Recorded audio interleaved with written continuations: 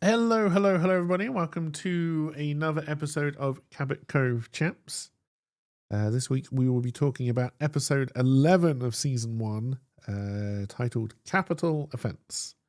With me, as always, is Nightbringer. Say hello, Nightbringer. So it was actually aired on January 6th of 1985. I hope that's not how you say hello to other people, but fine. If that's just that's your normal greeting, I guess that's fine. Weird, but fine. I'm an acquired taste that no one's acquired yet. Semi-acquired. Not for daily intake. Okay, that's good. Well played. Well fucking played. So the excuse is we're watching these one a week the same way they came out, and the reality is you just don't want to deal with me any more than this. I see how it is. I don't want to watch more than one episode of Murder, She Wrote a week. If you want to start a side podcast where we watch something enjoyable, I'm more than happy to do it. But I'm not willing. This gets enjoyable. I'm praying. I am not willing to watch more than one episode of Murder, She Wrote. Right? So, I'll be honest with you. I think you texted me my time at about 9 o'clock this morning to say that you were going to be available to do this. We're definitely not talking about my fucked up sleep schedule. If you left it much later, I would not have watched the episode, because until you tell me you're going to be around, I do not watch the fucking episode. Even when I tell you I'm going to be around, you'll just watch the wrong one. I did that once. I'm never letting that go. I did that once. All right? I did that once. Maybe if I do it 4 times, then fine. But no, I've only done it once. You've done it 10% of the time. All right? Well, just under 10% of the time. And honestly, I would have happily not watched this one. I don't know if episode 12 is going to be any better, but there were things in this I liked and things I didn't. So this one... go ahead. We open with senators being bribed by rich businessmen, which, status quo, even then. Yes. So again, this is set in Washington D.C. So it's very political. This episode, very political. Carry on. Well, nowhere else is This is the U.S. There's nothing outside of the U.S. There is just the U.S. And in the U.S., if it's politics, it's D.C. Why? Because fuck you. And then at least a senior congressman comes in. Were they senators or doesn't matter? Yes. And then chews out the businessman. And then he dies. And I'm not convinced that still wasn't fucking murder.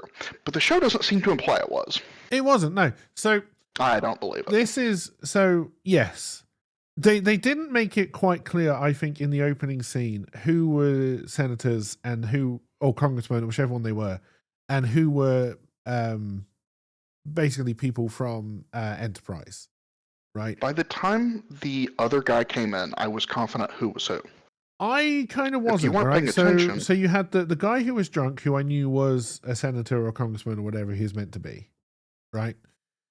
I assumed the other guy, the older guy, not the kind of the more slick lawyer guy, right? Who turned out to be, I think, just a lobbyist. Correct. At the end of the day, I wasn't convinced he wasn't a congressman or a lawyer. Congressman or a senator. I knew that they were all trying to get votes. What I didn't know is that meeting was 2 people trying to turn just one senator. Basically, in isolation. They were trying to buy a vote. I thought that was a group of senators working together with a little bit of bribery from somewhere to try and make sure the votes went the right way. Right? I did not pick up on the lobbyist angle, which they lay on very thick. Well, I mean, in this episode. We talked politics before the show, but yes, this is a very political episode. And oh my God, how innocent and sweet politics. How innocent and sweet the politics looked. Like, can't we go back to that? But anyway, that's not what we're here to talk about. Okay, was it just me who thought that the woman with the pen camera serving the martinis. Yeah. I thought she was Russian, and they never touch on that. Why did she have the pin camera? Because was it just blackmail? She was spying and blackmailing, yeah. But I think they were willing to play that angle at the time, which is, okay, we know she's a spy, but we don't know why or for whom. And leave that to intrigue. Okay. And then, yeah, I think that's purely for future intrigue. So, yeah, so then the older senator comes in, who is a friend of the drunken one, and that has been established, or congressman, whatever they are. I think they are congressmen, whatever the difference is. And congressman is both. Just go with congressman. It doesn't matter. So, yes, so the older one comes in, and he has a heart attack and dies. Right? Fine. Why did they move the body? Okay, that actually makes sense. Does it? In U.S. politics, yes. Now, the other congressperson, the younger drunk one, him going along with it, very debatable, concerning. But you said it made sense. Why does it make sense? Well, you've got the business owner and a lobbyist, yes. Power brokering. You can't.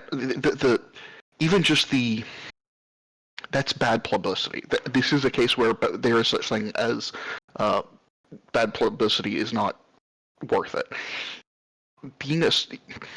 With how taboo death is in the U.S., you don't want to be associated anywhere near that. And trying to distance yourself from any inquiry, any inquisition, the further you can stay away, the better you can continue to lobby.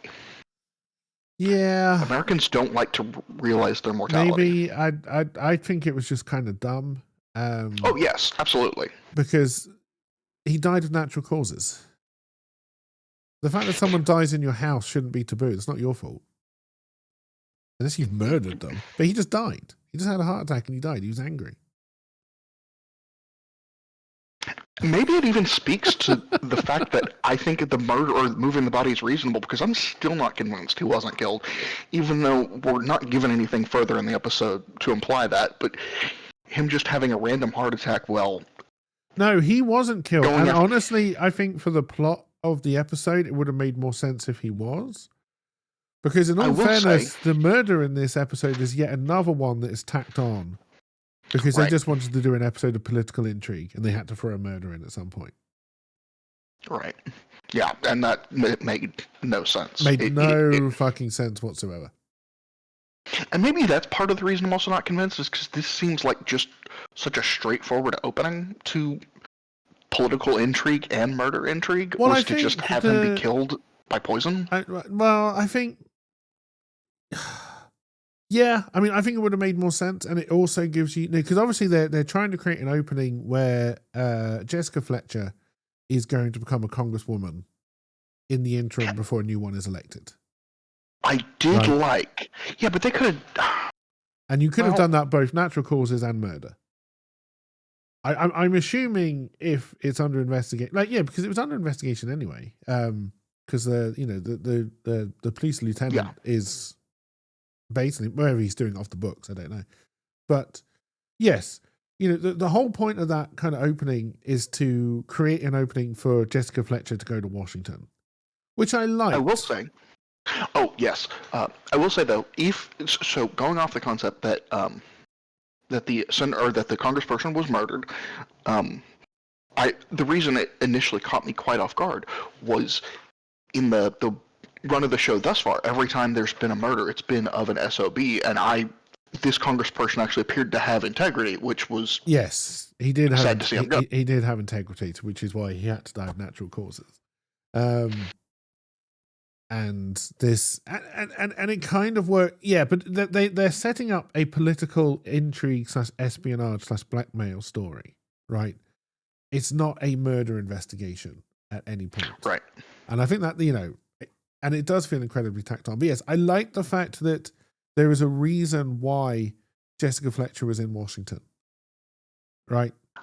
I did like the setup of the person coming to convince her to go. Yes. Because it just made good sense. Yep. And someone like Jessica Fletcher, I think, would have jumped at the chance. She wouldn't want to do it full time, but for 6 weeks as an experience. I don't think she would have, quote unquote...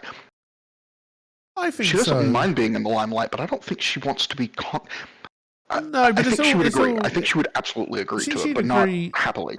I think quite happily. Again, depending on the length of time, because it's all just experience. It's good stuff she can put in her books going forward, right? And I think she would have liked to be introduced to, and to see how politics actually worked up on the hill. I think her need to investigate and know would have overwritten anything else in this situation. But if they'd said to her, "We want you to stand for the next 4 years to be a congresswoman," I think she would have said no. No. Because that's not who she is. That's not her personality. That's not her character. At a bare minimum, I do think that she would be intrigued, and the fact that she is such a perfect fit for the role means there's no way she could not take it, because she was only slated to do it for 6 weeks until the primaries had been done, and then someone could be appointed by the governor. But so 6 weeks isn't that long. Yeah, 6 weeks I think was the kind of the perfect time frame to say she could go in, and it makes a lot of sense. And it also means she doesn't have to be a congresswoman in the next episode, which is also good. So I liked that. I like the fact that it wasn't, I just happened to be in Washington visiting my niece's sister's aunt's cousin's aquarium cleaner, and somebody died. So I liked that. And then she goes off to Washington. Nice office.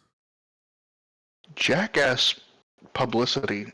Actually, that begs the question. I quite liked so again, I'm going to try and not spoil this one, because I don't want to spoil this episode until basically I think it was spoiled for everybody who was watching along.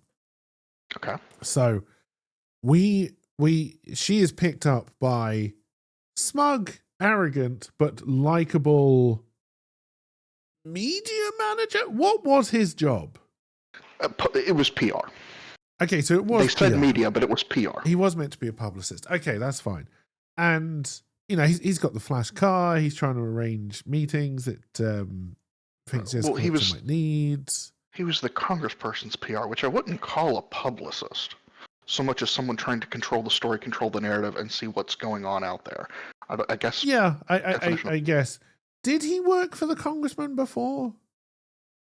Honestly, his introduction of the introduction of him as the one who picks her up, I don't think is well explained at all. Really, it is assumed so, and it makes a lot of sense based on in future scenes when he's just using the phone in the office, all that kind of stuff. He feels perfectly comfortable doing it. Then it makes a lot of sense. It's mentioned that the congressperson had a whole staff, because we then see the secretary, and the secretary tries to resign, and he would have been part of the congressperson's former staff. We don't really see much more of the staff. No, because we don't see much more of the staff because we don't need them. Exactly, and that's why I'm convinced he's part of the staff, is because it's one more person they can have on screen, do things, but not. Yep.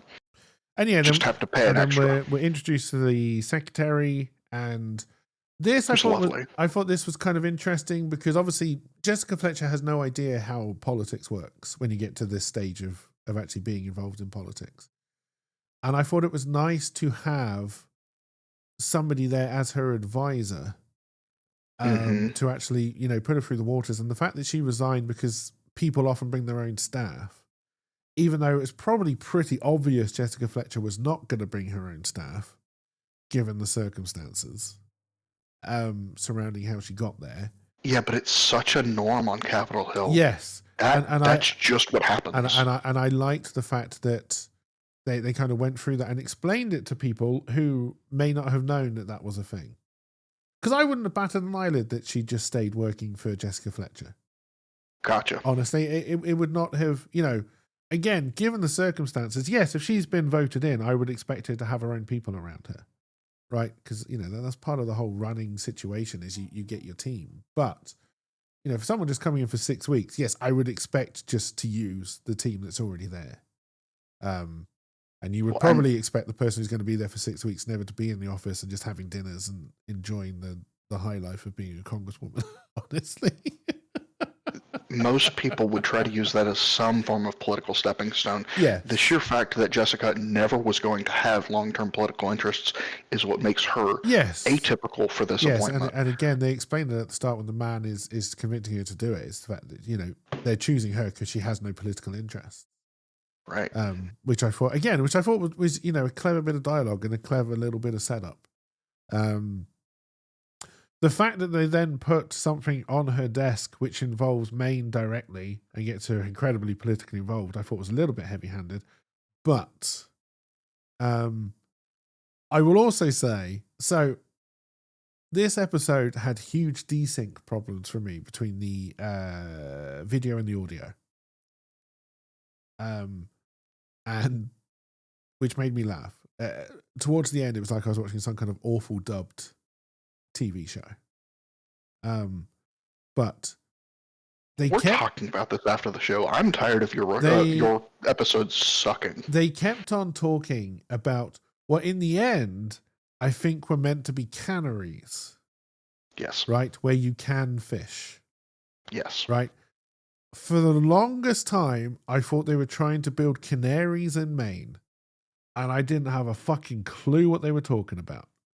The only reason you build canaries is if you're going into coal mines. I was like, why are they building canaries down around Maine? I didn't understand it. Made no difference to the plot that I didn't understand it, so I didn't really care. But yes, it was canaries they were talking about. I'm getting my magnet link and sending it to you. I'm done. No. So that I thought was quite funny. So I think we're then introduced to the lobbyist lawyer guy. Is he the first one who pops in with the flowers? Yeah. Tries to get an appointment with Jessica Fletcher, and the secretary again is standing behind and is going, no. Yeah, that actually was. I like that. I do want to dial back though. In the opening scene, one of the lobbyists. One lobbyist, one business owner. It speaks to the issue of watching this well after the fact, and just how Hollywood operates, that sometimes it can be very difficult to watch something that includes a relatively minor person who later kind of gets well established. I ended up watching enough Dharma and Greg with that gentleman being the kind of clueless rich father that it was a little hard to see him almost identically dressed, posed, and spoken. You mean the slightly older one? Yes. Yeah. I recognized him, but I know he'd been on other things, but yeah, nothing that I automatically put him in. I immediately remembered him from Dharma and Greg, and it's interesting because for like Luke Skywalker, he had to quit being, or he only went into voice acting because he was so fucking recognizable that you can't cast him again. And with some other actors, they'll do. What is it? The issue with Sean Connery is he always plays Sean Connery no matter what movie he's in. Yes, he's just Sean Connery. He's just Sean Connery. Yeah. So it's one of those difficulties. And they were not. It struck me. And then, Oh, yes. The guy brings in flowers, tries to wine and dine her, and the lovely assistant smart enough not to do that. Then we go into the scene with the cop watching her check in. So this has got to be so it's the PR guy takes her to the hotel, checks her in, and then she's being watched by someone. Again, we don't know who at this stage. Correct. We just know that somebody, and they make it very obvious that somebody is watching her. Have they had the run-in with the environmental activist at this stage? No.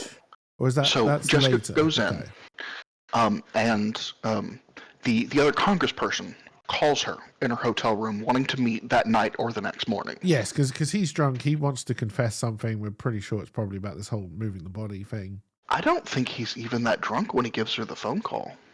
Yeah, he's like stumbling all over the place. That's later.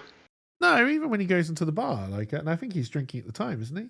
I'm literally watching it right now. Because I think it's indicated that ever since the moving the body thing has happened, or whatever it was, because he was drinking when the guy died. He's fallen wife. off the bandwagon. His wife left? Yes. Was that the thing that made him fall off the bandwagon? So I think it's set up that he was drinking, because again, I think you're meant to believe when it goes to the next scene or whenever it is, when he wakes up on the street and he's being robbed by a homeless person.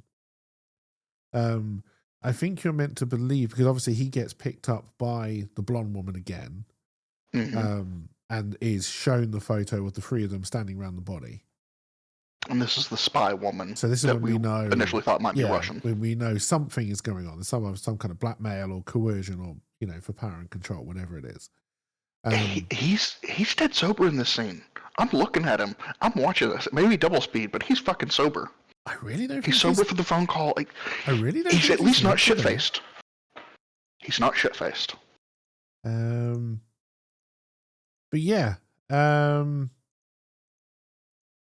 It doesn't really make a lot of difference. But yeah, he makes the phone call. He wants to. Obviously, Jessica Fletcher's is still in bed, or is in bed, so she doesn't want to see him that night. So they agree to have a breakfast meeting. I thought it was interesting the next day. So obviously, Jessica Fletcher is up and about. She plays a little bit of cat and mouse with the person who's following her, and they have their sit down. What I found interesting is that she explains that she slept late.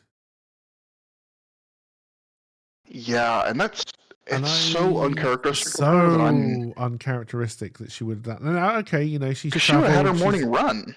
Well, I don't think she did any running in Washington. But yeah, I thought it was odd. She's the kind of person, she makes an appointment. She's going to be there. Well, she's also flown out to the West Coast before, which is actually time difference.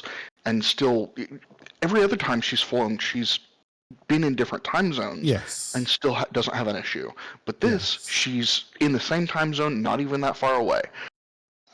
I'm not convinced that she would have missed it. I don't know if they were just trying to make a statement that being a congresswoman is incredibly hard work, or what. Because there was a lot of not very subtle political messaging going on throughout this episode. And I don't know if that was one. But yeah, she then plays cat and mouse, and we find out that the guy who's following her was at the hotel is a police lieutenant. Because he thinks there's something odd about, because the body is moved and basically it's found in his bed. He had a heart attack while asleep in his bed. The detective doesn't believe this, can't prove it, doesn't know why. I love the fact he's got all those different pills in his pocket. He's got the bad back. He's another one of these detectives that, what if his gut is playing up? That means something is wrong. And then apparently if his feet hurt, something is also wrong as well. Like, he was such a mess of a man that I quite liked him, but I don't really feel they really ever gave him much more of a personality beyond that. No, not really. But one of the things that annoyed me is, at least in the pilot, Jessica's shown to have down-home folk remedies for many things, whether it be to clean the dress or to give the taxi driver. The taxi driver. I was expecting cream for his feet, and I wanted her to give him cream for his feet too. I was expecting a home remedy for the back. And it very much annoyed me that it wasn't consistent. I want her to stay somewhat consistent as a person. I think that's probably a personality trait they've got rid of at this stage. But yeah, so she, the cop thinks something is odd, but it's purely going on his gut. Nothing else at this stage. There's no evidence. There's no reason to really believe it, but is convinced it doesn't make sense. And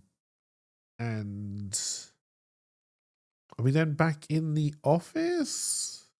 Then we're actually back to the guy being picked up, the other congressperson being found outside. This is when he's found out outside. There's a drinks bottle next to him. He's clearly, we're to understand he's waking up after a bit of a bender, and he's woken up by a homeless man trying to steal his wallet. And beer. And then he goes off chasing the homeless man to get his wallet back, ends up in the middle of the street, and just so happens that there's a police car there and they're looking for him. Correct. And only him, because that's the only picture they've got in their car. This is why I had issues, because he went up to her room with her, right? The woman. As far as I could tell, he did not look shit-faced. He did not look like... He looked like, honestly, the moving the body had knocked him sober to some extent, terrified the shit out of him. Yes, which is interesting. And then we find him shit-faced on the sidewalk. He's a congressperson. This is part of why I still kind of thought the first congressperson was actually murdered, because to me it seemed like he had been roofied here to be knocked out in an alley. He's a congressperson. He can call a taxi. He has more than enough aids to not be shit-faced in the alley. In fact, he would have people paying enough attention to what he's doing. You say that. He is never shown as having any kind of aides or staff. He is always by himself. Right. But that doesn't matter. He's a congressperson. Maybe. He has staff. Maybe he doesn't. Maybe he's a lone wolf. No. In the U.S., you have staff. Period. Yes. Just for the sheer number of phone calls you get from your the only congressman congresswoman who's shown to have staff is Jessica Fletcher. Right. The rest are very much left alone. That's because casting. Yeah, and story, I think. Correct. But this we know he's a drinker because he was shown drinking at the original thing. I believe you're right. He is sober when he makes the phone call. But I think you're meant to believe, because he's gone into a bar, I think you're meant to make the association that he's probably out on a bender drinking to make the phone call, which I think is the association I made. He was actually smoking and then immediately goes inside to make the call. Yeah, we don't know if any time has passed there, and we don't know if that was the start of the bender or what. But the fact that he's wandering down the streets at night, going into a bar, we know he's a drinker. He's probably been drinking. It's a safe assumption to make. My issue here isn't that I was thinking this was a clue rather than a need for suspension of disbelief that he would be passed out in an alley. It was a... Oh no, I think this seems like a clue that he was sober enough, scared enough, and then I think it was a clue roofied. that he was dumped out there. But again, I think it's not meant to be so obvious that you automatically write him off as the suspect, even though I think you do. I did. But I don't think you're necessarily meant to, just because of how the rest of this episode plays out. But, he then, I believe we then go to, he's being interrogated by the sergeant. Yes. And I think Jessica Fletcher is there already. Not quite. She does end up in that room, doesn't she? Or not? Shortly thereafter. Oh, okay. But, and then he then basically says, look, I only had a ginger beer when I was at the apartment. And then next thing I remember, I wake up on the street. And that's why it felt like a roofie situation, which further in my mind cemented that the first guy was murdered. I don't understand why you thought the first man was murdered, because we saw him not being murdered. I don't poison, and we have spy and espionage. He didn't take a drink. When was he poisoned? And if he was poisoned, why would he have been poisoned? Why would the Russians used to poison someone? Why would he have been poisoned off screen before getting into the room? Because they didn't think he was going to turn up. And Murder, She Wrote. Yeah, but I don't think it's ever played that he was murdered or suggested that he was murdered in the episode. His death happened under suspicious circumstances. No, his death didn't happen under suspicious circumstances at all. The fact that he was moved was weird. It happened in a private location. Yeah, most people die in a private location. With people he was adversarial to. Yeah, but he'd gone in to a try and save his friend and then had a heart attack. The fact that he would have been angry at that kind of meeting and had a heart attack isn't weird or suspicious at all. right, and that's why it could be played off by giving him some poison, even through skin contact. That would, because Russians have poisoned plenty of people without it being in a drink. But again, no one has implied Russians in this episode yet. But we've already immediately established a person in the room is playing sabotage, espionage, spying The person is with the spying, pin camera, but which means that that's just cameras. why wouldn't she kill someone? I think you have made a much better episode in your head than they ever showed on screen. It's a death at the very beginning. For it to be in that location, given Murder, She Wrote, based on the episode that we have watched, nothing that happens at the start should lead to the suspicions you've made. We know they've been bad at writing these, though. I think you've just filled in a very boring episode and made a story up yourself, which I'm not saying is a bad thing, but I think that's what you've done. Up until the 15-minute mark, this is what I'm still convinced of. We have an early death. We have early sabotage by an attractive blonde woman that doesn't talk at all. So my immediate thought there was that she's probably has a Russian accent or at least a foreign accent. We're in Capitol Hill, and a senior congressperson dies while arguing with businessmen. This stinks to high heaven of this is Capitol Hill. Anything to get ahead. I don't even know why the woman was there at the initial party meeting. Like I don't know what her relationship was to anybody who was there in particular. And that's what I thought it was. And I don't know why she was invited, because she didn't seem to be staff. But I still wasn't convinced who the hell she was when she interacted with the other congressman, the junior congressman.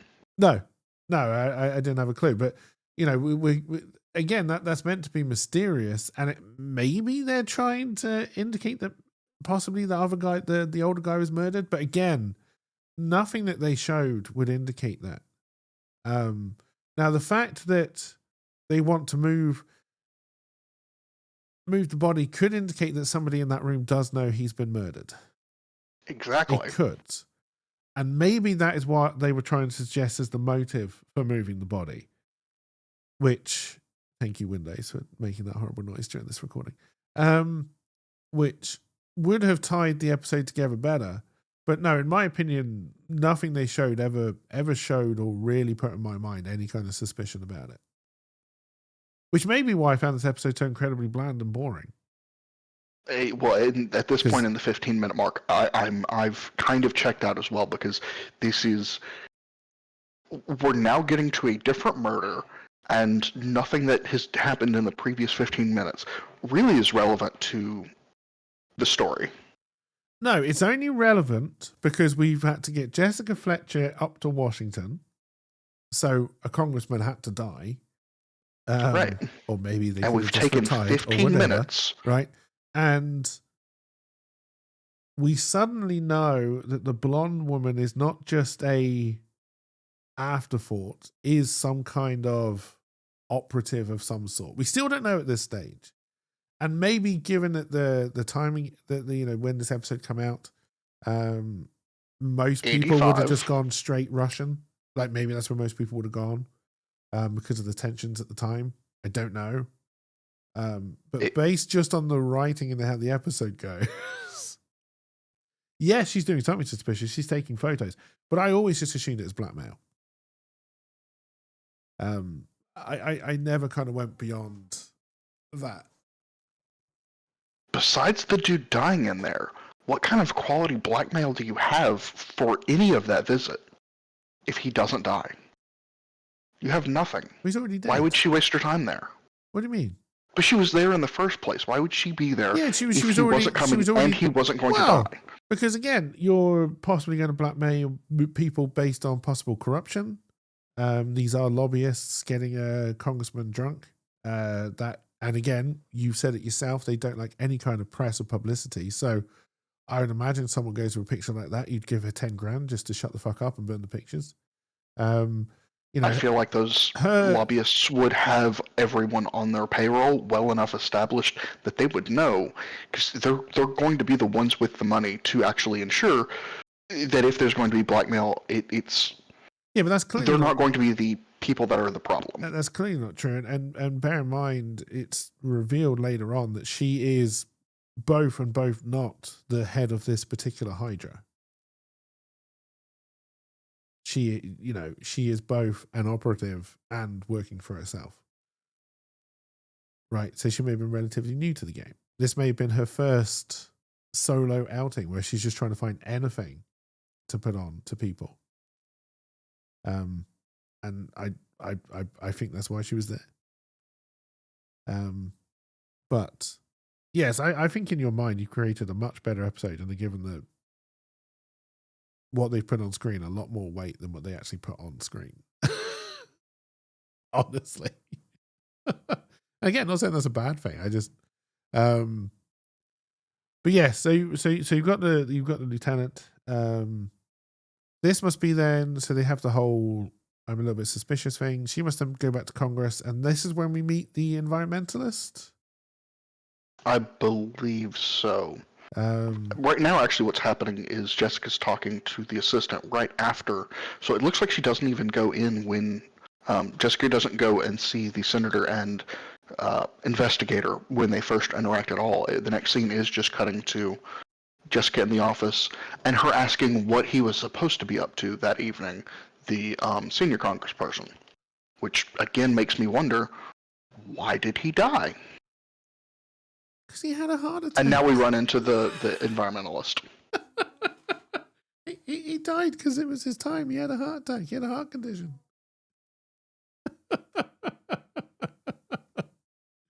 Oh, dear. A lovely excuse. It's not an excuse. It's life. But yes, we're then introduced to this environmentalist in a very heavy-handed scene. Which, again, doesn't really make any sense out of context or in context. The secretary is like, oh, we can't talk to him, and is very aggressive. I do not believe that the scene did what it was meant to do, which was point towards the fact that these two people were having a relationship. Yeah, I didn't catch that at all. I don't think that scene delivered anything of use in particular. And I will also be honest, when at the later date Jessica Fletcher goes around and catches them having their little love affair, I didn't know that, what was he called? Four? He had some weird name. The environmentalist. I honestly had not put it together that was the guy we'd met in the hallway. Oh. I did not recognize him because that character to me had just been deleted from my mind straight away. I did recognize his face because to me he did have a somewhat distinctive face. So his name was Thor, Thor. Yeah. So when they were just having this thing, I was, oh, that's meant to be that guy? I had not put that together at all. But again, I was not paying a lot of attention to this episode because it was boring me to tears. It really, really was. Look, if you hallucinate and pretend that there's other murders, it's a lot more in depth. Well, this is the thing. I think you were giving this episode more credit than it deserves. This will be a whole lot more fun to watch these episodes if you won't pay attention to the actual episode.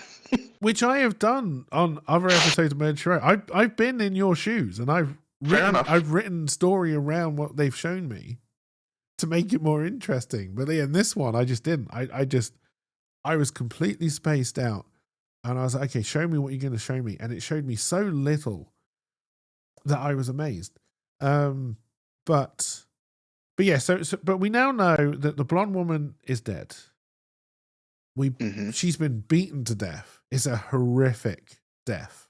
We don't even get to that. Next, we get back to the room with Jessica talking to the PR manager and trying to determine things about one of the celebrity columnists / publicity.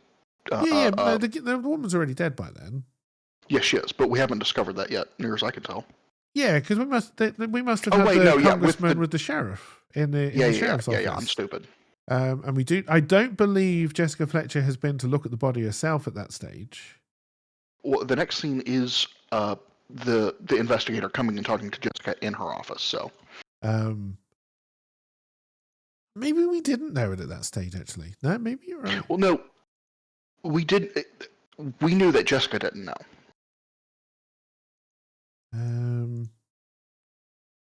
We had already been our junior congressman and the investigator. Okay, yeah, okay. I was just putting those two scenes into one. Okay, no. Right. So yes, but yeah, her horrific death. The girl has been completely beaten to death. And then, as evidence that the congressman did it, he's got blood on his knuckles and a little bit of blood and makeup on his shirt. And this is further why I'm convinced that he was roofied, because he's covered in evidence that he doesn't seem to know how it got there. He was roofied. Which would also make sense why. Roofing is a form of covert poison. We've already worked with this covert woman before. But I still don't see how you put that together with the old man being murdered at the start. The same woman was there, the same covert person. It doesn't make any sense, because she would have had to have poisoned him. And she couldn't have done, because she was already at the party and he wasn't. And she didn't take a drink. He didn't take a drink while he was there. And this wasn't some kind of weird radioactive poison that they were spreading around, which, maybe would have made sense.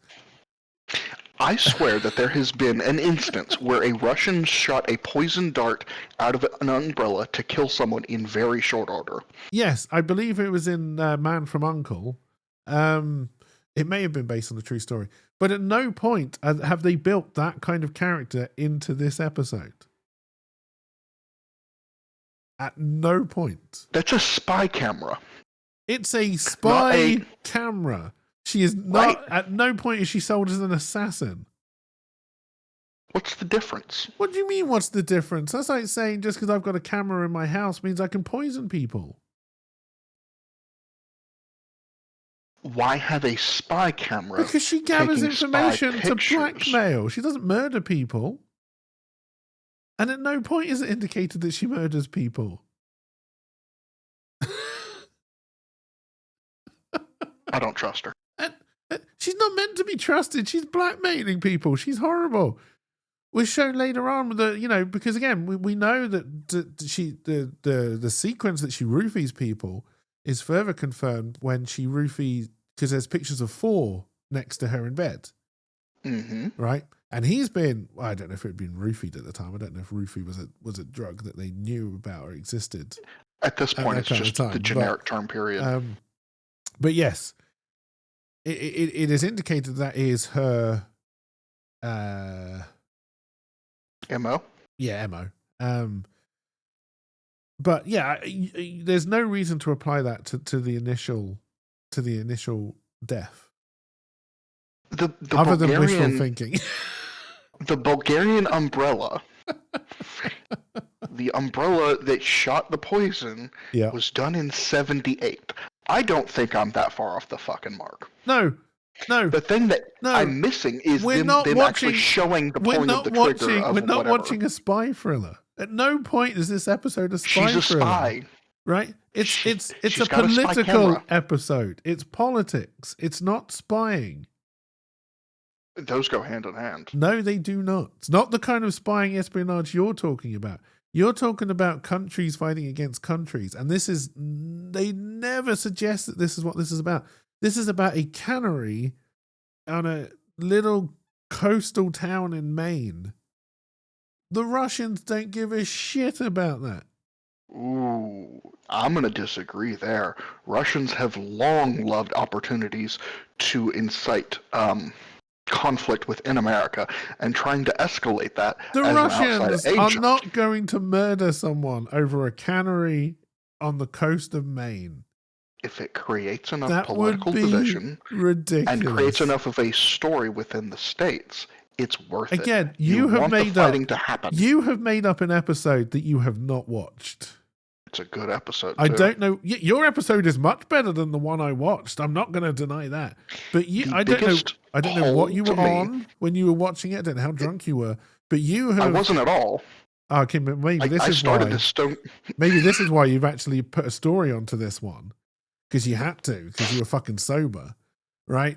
But no, none of what you've said is ever suggested in the episode. The only You thing that don't I even thought fucking was a see her carrying fundamental an umbrella. problem. The only thing that I thought was a fundamental problem is, given Murder She Wrote, they would have shown the trigger scene. They would have shown when the poison was injected. So I'll be honest with you. If it had turned out that guy had been murdered, right, and Jessica Fletcher somehow worked it out, I would have been even more annoyed by the actual resolution to this episode. That is fair. Right? Because the actual And resolution that to wouldn't this have surprised episode me because they keep doing bad. is bullshit. But if they'd suddenly pulled out that this was some kind of man from Uncle spy thriller murder thing, that would have made even less sense. And this is why I was getting annoyed at this point, because none of this is adding up to me. No, because none of this episode adds up. None of it makes sense, because there's two distinct, well, maybe three distinct episodes going up. Like, the guy dying, I think, is purely to get Jessica Fletcher into Washington. And I don't think they really fought against it. I don't think they really fought anything beyond that point. Right? Being murdered. The moving the body makes no sense. I don't care who you are. The moving the body makes no sense. That is very easily explained and is in and out of the paper within 24 hours. Right? That is not a big thing. The coroner or whatever it is going to determine that it's natural causes. Shit happens. Shit happens, right? It's Washington. They would have worked that out probably within a day. They would have rushed that. In fact, they must have done, because they knew he died of natural causes within about a day. But what was I talking about? I've got the bad ending to the episode and how they don't tie it up. Yeah, well, no. I was talking about how there's two distinct episodes here. One of them is Jessica Fletcher goes to Washington, and it's a deep yet shallow political statement about how we need good people on the Hill, and how if we could get rid of the lobbyists and we put in the good people, America will be a much better place. Right? Yawn. Yawn, yawn, yawn. She even gives her little speech, which was a good speech, about why she wasn't going to vote in favour of putting a new cannery on, because there were 7 that have been left abandoned because they were no longer making enough profit, and it was cheaper to build a new one than bring an old one back up to speed. Right? Yawn. Well, part of it was also trying to reduce the environmental regulations. Part of the reason the other one's closed is because they didn't want to spend the money to bring up environmental regulations. So exactly, but and it's cheaper to build a new one, and she is saying no, just you've got 2 already, use those, you twats. Mm-hmm. It was a good point, but it was a political point, and it had nothing to do with the Murder She Wrote story, the murder mystery whatsoever, right? Because, and again, spoilers, there was no murder mystery in this episode. There was a murder, and then there was a solution. There was no mystery. And I think that is the main reason why you've made one up yourself.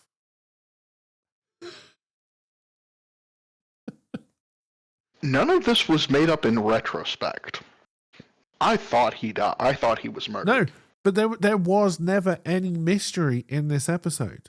Because yes, I agree with you. In the beginning, when he just drops dead and they move the body, I'm asking myself, why did they move the body? There's got to be more to this, right? And clearly the episode will explain there's more to this. But what the episode did, in fact, is said that there's actually no more to this. They moved the body for... I don't think they actually ever explain why they moved the fucking body. It is the exact reason I said. In the U.S., the tabloids, the speed with which the tabloids can run everyone's name through the mud. Do they explain that in the episode? I think that's actually a problem of the... It doesn't need to be explained. That's understood by all of the American audience. No, it's nonsense. Of course it has to be explained. And it's understood by the American audience. You're not American. It doesn't matter. You would explain it anyway. You're French. It takes 2 seconds to actually put in a proper motive as to why they moved the body. The fact that the congressman we like goes along with it, the fact that he's drunk and not thinking, they explain that. And that makes a lot of sense. I can understand you're completely paralytic. People are panicking around you. They suggest moving the body. Yeah, you're going to go. You'll go along with that probably. I get that. I get his motivation, but no, the motivation So you're saying for the it other didn't need two. to be explained that he was drunk and that's why he went along with it. It's just understood. No, that was explained. They explained that explicitly. Do they? Yes. Okay. Explicitly, they explain that. What they don't explain is why the other two want to move the body in the first place. They could have and should have explained it, but Yes, I do they believe should enough have. of the American audience would have just understood that was No, and again, what you do. based on what Murder, She Wrote has spoon-fed other people, I disagree that's why they did it. I think they just But they've forgot. been profoundly inconsistent on what they do and don't spoon feed. Because I just think they forget. And I think with this episode in particular, because like I said, I think it's two different episodes mashed together, possibly written by two different complete people. I don't know. I think they forgot. And it makes the story even worse. Right? So we know The that story this was spy by lady, two different people and directed by a third, so maybe. Yeah, we know this spy lady has been murdered. We believe the congressman has done it. Right? We know the congressman hasn't done it because Jessica Fletcher has taken his side. So therefore, we can write him off. Right? Because that's how Murder, She Wrote works. Absolutely. And they're probably never going to change that. Okay, so that's fine. So then I was left with, in this episode, well, who did it? And the only two possible suspects, which again link back to your idea that the original guy was murdered, is that it's either the lobbyist or the business owner. Right? They never try to explain why they would have murdered her at all, right? So then we are introduced to 4. I wanted to call him Nolan for some reason. Then we are introduced to 4, right? And he becomes a very prime suspect because we're also introduced to the idea that the secretary has lied to Jessica Fletcher, saying that she didn't know the blonde woman, but actually they all went to school together, right? So they did. Yeah, all and they know get each the other. picture of their. And she sees the picture at the blonde woman's flat when she's nosing around because the police officer and again, I never had any disbelief that the police officer would have had Jessica Fletcher helping him on this one. After the initial catch, yes, I believe he would have asked for any help because I think he's doing this off the books, probably against his captain's orders.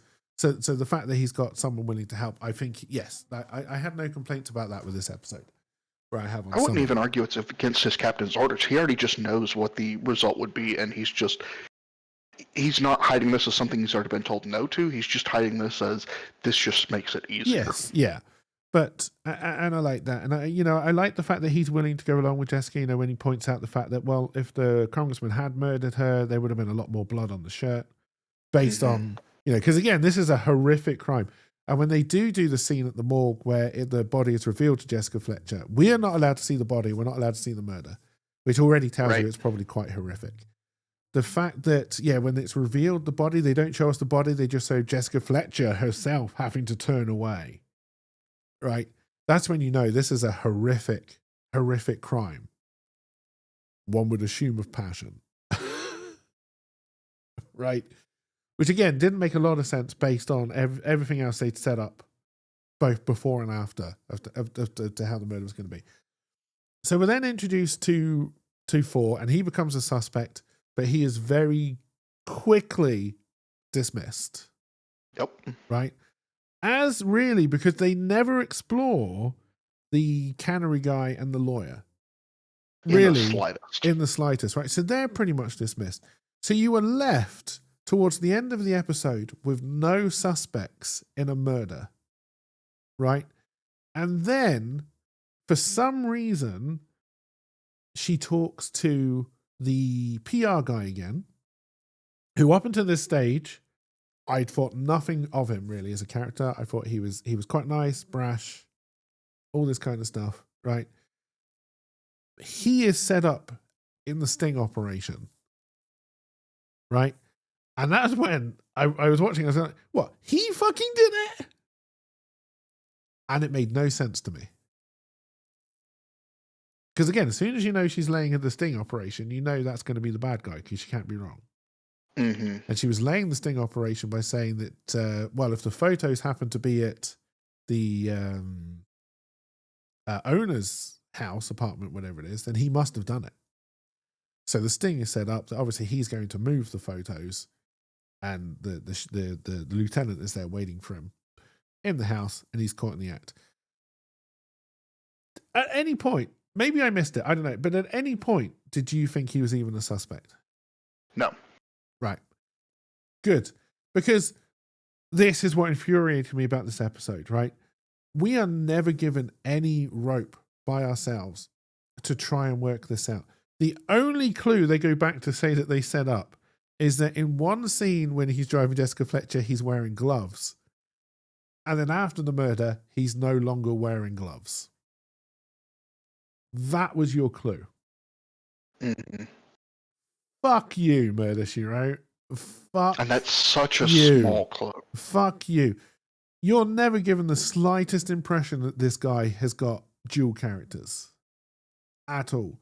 You're never given the impression that the PR guy and the woman even know each other. In any way whatsoever. Right? The whole scene with the drunken woman, I didn't understand. Again, I think it was meant to be a commentary on politics. I don't know. So I did believe that the PR guy was duplicitous, but just in the standard Capitol Hill employee kind of way. No, that's you taking your suspicious of anybody in Washington attitude into it. I do not believe it's shown. Okay, yes, he'll do anything to get the job done, but I do not believe it is shown that he is in any way not loyal to the person he's loyal to. Or that he would be capable of a horrific murder. So I had no thought that he was a murderer, more so that he was very willing to take stepping stones politically to get ahead, and that none of these have any, like, potentially yes. He would murder to get ahead, but this would... No, I don't think the episode even gives you the idea he would murder to get ahead. I don't even think it gives you that. I really don't. Again, I think that's you putting your own biases on the characters rather than what the episode itself actually shows. Which again may have been what they wanted and may have been by design, but I don't think the episode itself ever shows you that he's anything other than this eager person willing to help. I really don't. So when it is when they set up the sting and it's him, it makes no sense. And I think it doesn't make any sense. Because, and again, I think this goes back to your idea of the guy was murdered at the start. I think in one rewrite of this episode, he was murdered. And now Discord has crashed.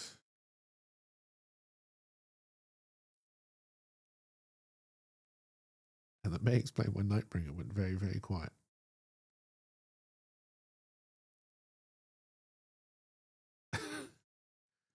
Hello? Hello. Did he water the kettle? No, according to me, Discord is still not working, but I can hear you. That's peculiar. I did wonder why you went very quiet. Yeah, especially in the middle of my sentence. No, you had. I don't think you'd started a sentence. Oh. I was just talking about something, and then I realized you weren't talking. We're still recording, by the way. This is all still in the episode. I don't remember what I was saying. I can't remember. I was talking about the fact that, when they set up the PR guy for the sting operation, and I was saying that how I think there were two rewrites to this episode. I think when they first wrote this episode, the old guy at the start was your murder suspect, was your murder victim. Sorry. And I think there probably was more of a espionage, how was he murdered type story to go on. And then I think they bottled it and tacked on this awful story at the end. So my judgment of the PR guy, he was solely based on that initial car ride of him being duplicitous and politically bound and headed for the top. Yeah, he's just slimy, but slimy doesn't make him a murderer. Correct. And my argument would be he theoretically could be a murderer, sliminess, in 10 to 15 years' time when it's just one person preventing him from the final step. But that's going to be anybody is capable of murder, but the fact that this character is then portrayed as someone who is capable of one of the most horrific murders we've seen on Murder, She Wrote so far. Right. Not in the slightest. Comes out of nowhere. And it is not justified. And it annoyed the hell out of me. This was the most unsatisfying episode of Murder, She Wrote I've watched. If you hallucinate through the first 15 minutes, it's a lot more interesting. No, again, I don't think this is you hallucinating. I think this is you putting in a much better plot. And again, I think maybe a plot they were trying to set up, but did not follow through. Because yes, I think it makes a lot more sense, and it's a much more compelling story, and you've still got Jessica Fletcher into Washington because he's already dead, if he was somehow murdered. And you can still make political statements on the cannery and you then can make double down to show that he's evil. You can make all your statements. You can make anything you want. And I wonder if it was the fact that he couldn't be shown to be just an absolute son of a bitch, this congressman, is why they changed their mind. I would love to talk to the writer of this episode to see if I'm right. Because it feels so disjointed, and I honestly believe the murder of the blonde girl was always probably meant to happen because it's a second murder which opens up the story, right? Right. I do not believe the PR guy was meant to be the murderer. I really don't. I think Peter Fisher is actually the writer of a ton of the episodes for a long time. Either he gets a whole lot better, or he may just be other people quit fucking with his shit. He may just be the head writer. I don't know which way it goes, but he may just be the head writer, and then somebody else is writing each episode underneath him, and then he fiddles with them. I don't know what the setup was for Murder, She Wrote when it comes to that. But yeah, they wanted to make a political episode. They had to put a murder in it, so they did put a murder in it. And I don't think it made any sense. I don't think any of it made any sense. And I think it was fucking awful. I was not amused with it. It did not pull me in any meaningful way. No.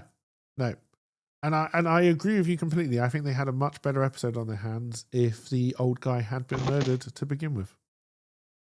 It is a much more compelling story / mystery that you can launch off. I don't know why I decided... Oh, I was trying to look for more about the author, or the writer, excuse me. I hopped back to the main Murder, She Wrote page, and there is a list of not only regular cast, but also reoccurring cast, and actually there's a fair number that we haven't met. One who comes in at Season 2 stays around, another regular who comes in Season 5. There's apparently a nephew that comes in Season 1 through 11, who, so we haven't even met him, but he is family. We get to see him. We know we've ditched Ethan Craig. We have another person in Season 1 who we still haven't met. So I'm hoping it's that whole things get better in the second half because they've recorded a block after some feedback. I really, really hope so. And another one in Season 2. Now, some don't come along until 5 and 9, but still, we have Season 1 characters coming who stick around. I'm not going to spoil anything, but I think one of the ones in Season 5 you'll be very disappointed in, if it's who I think it is. But yeah,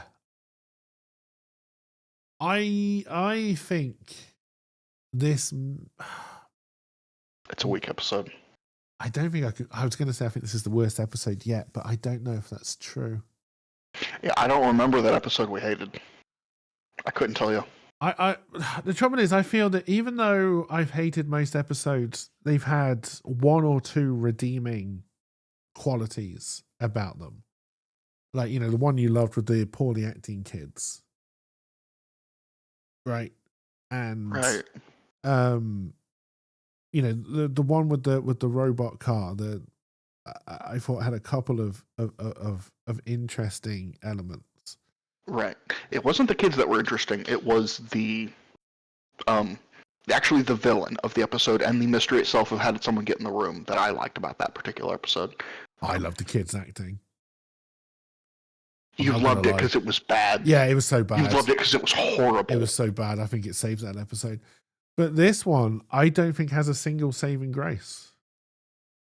If it has one, it's the investigator. Yes. But even that But was even weak. that, I think that it is weak. And like I said, I was fairly bored from the get-go on this one. I zoned out incredibly early on. I take it back. There's two things. There's the investigator and Jessica going to Washington, or being chosen to go, is kind of a fun. Kind of, but again, thing. I think this is one of those things where Well, it's weak, but like nothing in this episode flows. No, nothing at all. And like I said, like to me, the fun of a good crime show is being able to follow the clues, right? Yes. Even if the clues are being force fed to you, and you're putting it together at the same time. I like it when you put it together, and I like it when when they like.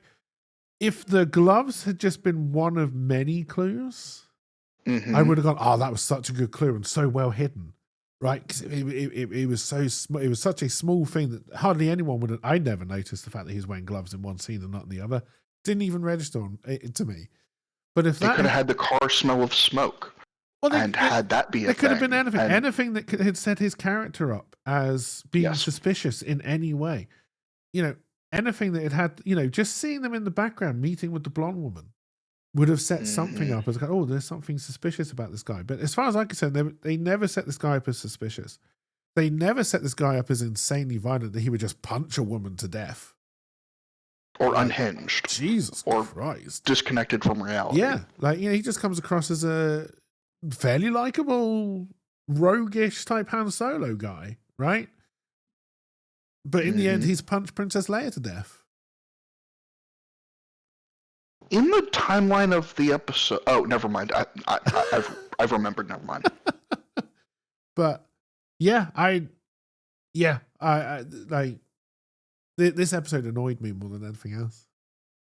Yeah, it was just it was a bad 45 minutes of TV, and I'm glad it had lip sync issues because that was the most interesting part.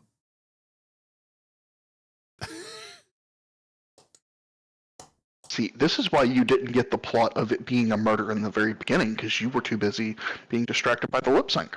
No. I got that it could have been a murder, but they got rid of that notion so incredibly quickly. I don't know why it's stuck in your mind. That's the thing. Because we had a spy. Like, yeah, there was the spy thing. That his death was suspicious, and the fact they moved the body was suspicious to me. But the fact that they moved the body not because they murdered him, just because reasons, was dumb. And again, these are meant to be fairly clever people. Powerful. Right? Fucking idiots. Every single powerful one of them. Does not equal clever. What I did like is when they set the trap, I did like the fact that he did not confess straight away. Right? He was trying to get out of it. And this is the only time, when they finally showed him as the evil person. Like, because in the final scene when he's caught, he does drop the mask, and you're like, wow, he dropped that mask well. Right? And they could have even had a wink of it, of essentially a scene where he looks normal, and then as soon as no one's looking at him, he does something. The fact that he was so good at changing his facial expression was like, why weren't you using that the entire fucking episode? Right. Like, why aren't you using that clue? Because he was once, like, the change from PR guy to murderer, like, okay, yes, now that he's dropped his mask, I can believe he did this, but you have not set this up or justified this in any way. And I do not accept it. But yes, those are my thoughts on the episode. Didn't like it. I honestly think we're on a run of stinkers. What was last week? Episode 10. I know it was episode 10. Oh, it was the one with the magician. The hypnotist. It was the hypnotist last week. Oh, yeah. Which wasn't particularly good. Nope. I mean, the ballet one was full of Russians. You never thought anyone got shot with weird umbrella on that episode. We're I'm off to gonna kill the shoot you with an wizard. umbrella. Was all right, I guess. No, I mean it wasn't.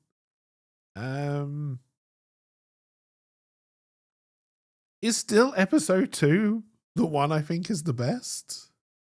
Yeah, it is. God, surely that can't remain true for every single episode of Murder, She Wrote. I think Hooray for Homicide is the one we both blocked out.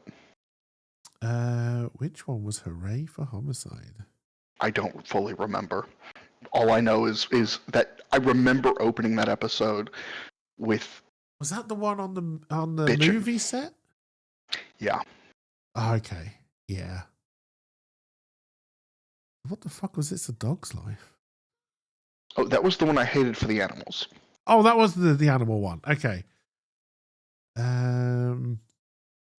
Lovers and Other Killers was the alternate pilot with the guy staring off at the very end that alludes to it being a continuing story. Oh, that yes, isn't. that's right. The creepy assistant secretary guy.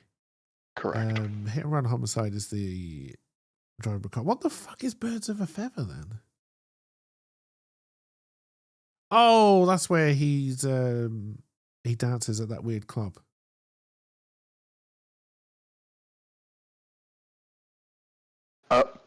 Wait. Okay, yeah. And the dodge or not dodge. Yeah. Okay.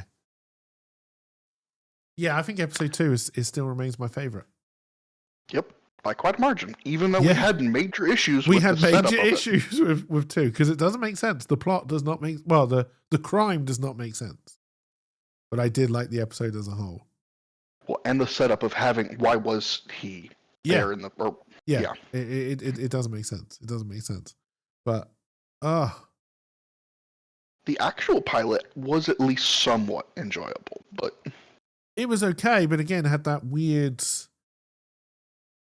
very subtle clue that you're like the right. He's a prisoner on the run. Like what? Yeah, that. Up until that point, that episode was going all right. Yeah, it had some good and moments. Then it just off the rails. Like, oh yeah, I've been on the run. What? What are you talking about, man? But yes, I'm going to be honest with you, Knight. Mm-hmm. I know we said we're going to try and get through all of these. Mm-hmm. I think if we do not have a good episode in the next 3, I'm going to struggle to keep on doing this. You're the one recording any which way. I'm not saying I'm going to quit if we don't have a good one in the next 3 episodes. But all I'm saying is, for the love of God, Murder, She Wrote, put out a semi-decent episode in the next 3. Please. Well, we could also, if we get properly annoyed, go find at least when some of these new reoccurring characters are brought in and watch those. No. To end out season 1, to skip through some. I think we will end up watching all of them. But I'm just saying it's going to become more of a struggle. Yeah, but at least right now, the importance of skipping 1 episode is basically nil because we know there's no fucking character development or continuity. It doesn't matter. Yeah, that's true. I mean, even Jessica Fletcher can change on a dime. Just to isn't the same person. Just to suit the circumstance, yeah. But, yes. But let's see. That was episode 11. Everybody, I would not recommend watching it. And I'm hoping that episode 12, which is called Broadway something, it looks like Broadway Malady.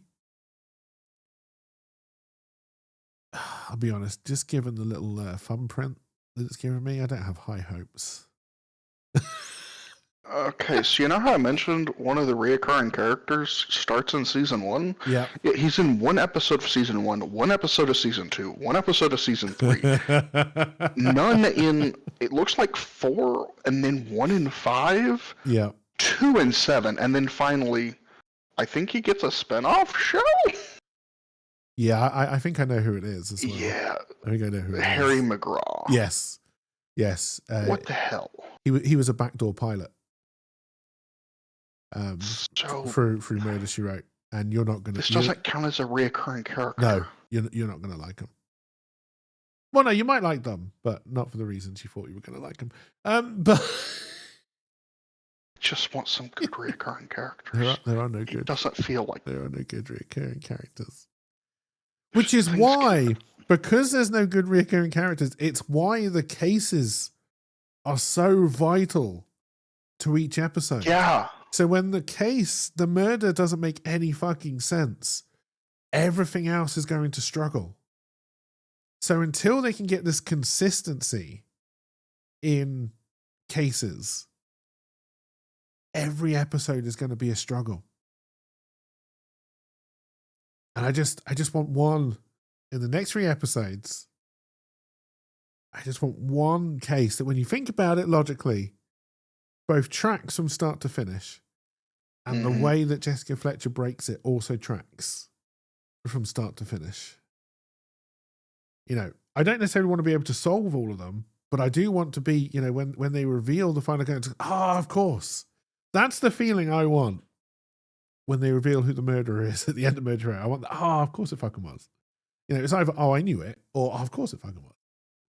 I don't want to, what? Yeah, what ball field did you pull this bullshit Yes, out of? this episode was definitely a what?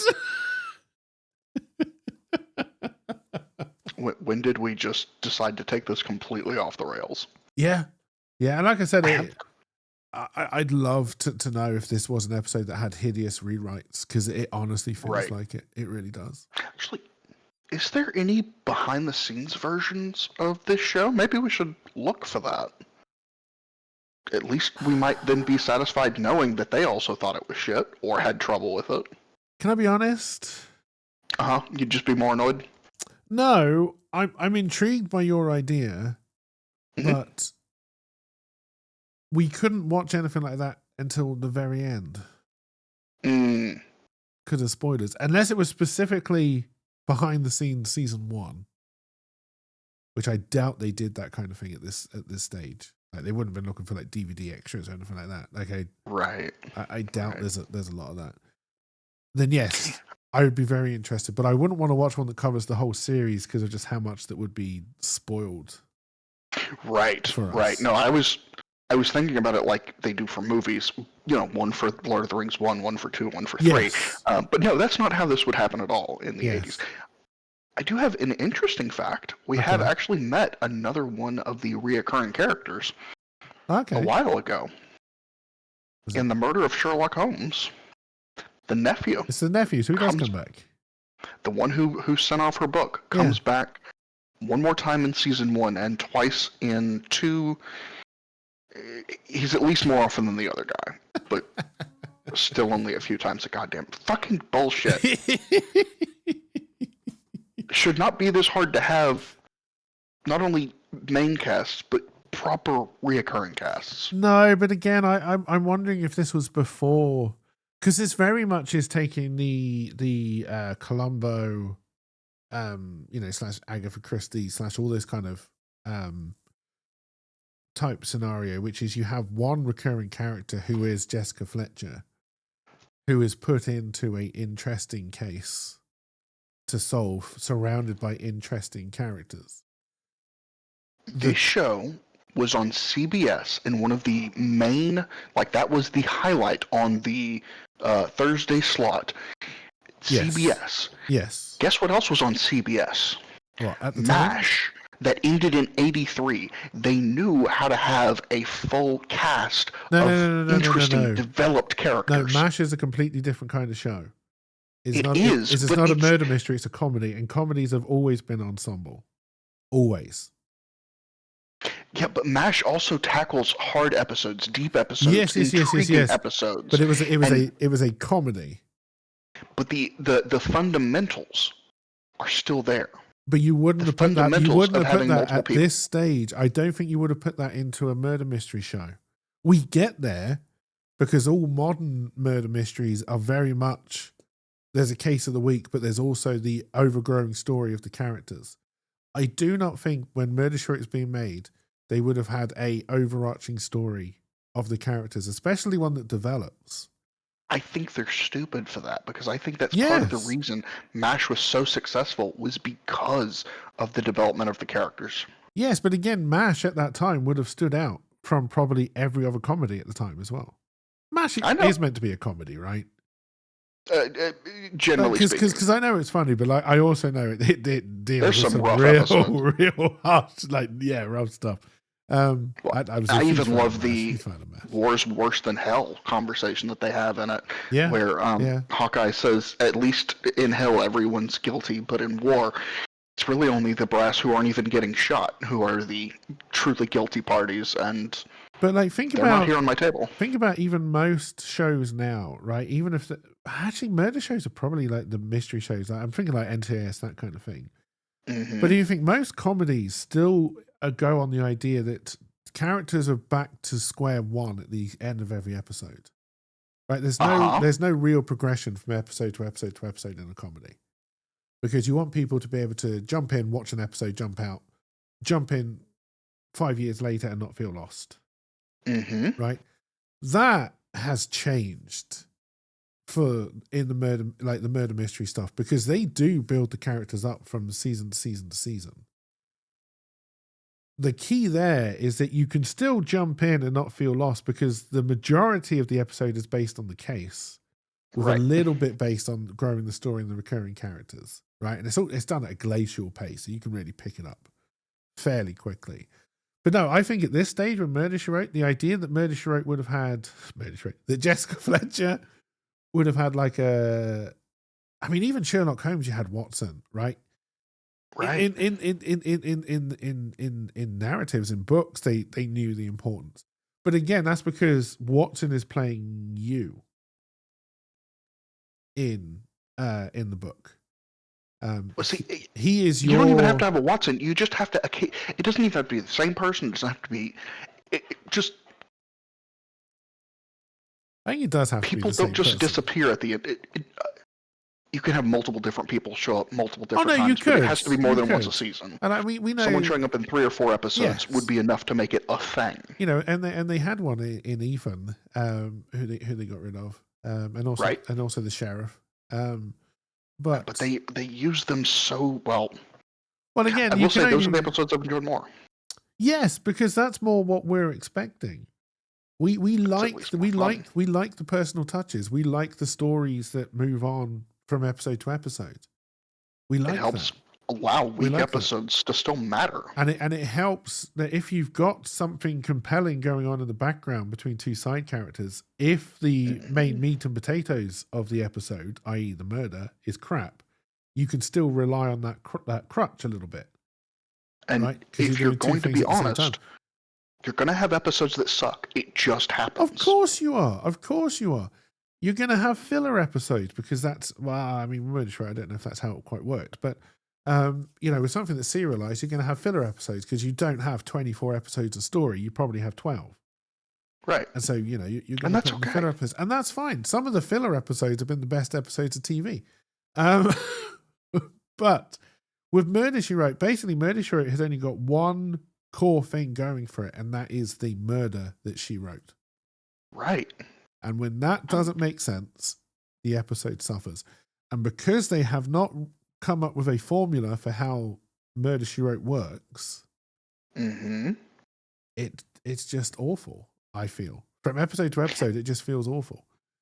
And it doesn't feel like they have a good plan that occasionally they deviate from and crash and burn. It feels like each time it's a different way to fuck it up. Yes, I believe each episode feels like and I don't mind the fact that each episode feels like a separate book.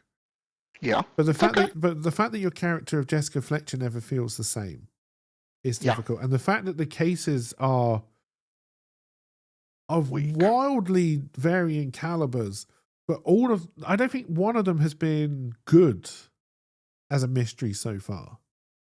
We've had better ones within Murder, She Wrote. Yeah, but again, that mystery falls apart. When you start to question it, it was at least intriguing. It was. And the way they actually revealed the clues and set everything up, it was a fun episode to watch. But again, when you start to dissect it, it doesn't really stand up to scrutiny. But honestly, I'm willing to ignore But the you'll whole remember it. standing up to scrutiny thing if it can give me an interesting episode for 45 minutes. Yeah. Which right now, Murder, She Wrote does not do. No. And yet we can talk for an hour and a half about a really shit 45-minute episode. We lost some time for when there was a disconnect. You got to cut off at least 12 seconds. No, we didn't. It was all recorded. Not the parts I was saying. It's a lot of me talking to myself. Yeah, it's pretty normal for you. Well, that's just rude. You know I'm just fucking with you. That's just plain old rude. But yes, I think we will wrap it up there. But yes, my statement going forward is that I really, really am desperate for one of the next 3 episodes to be good. To anyone listening, wish us on this becoming better quick. Both the podcast and Murder, She Wrote. Fuck that, we're perfect already. We got like 1 listener. No. That's because they haven't realized our perfection yet.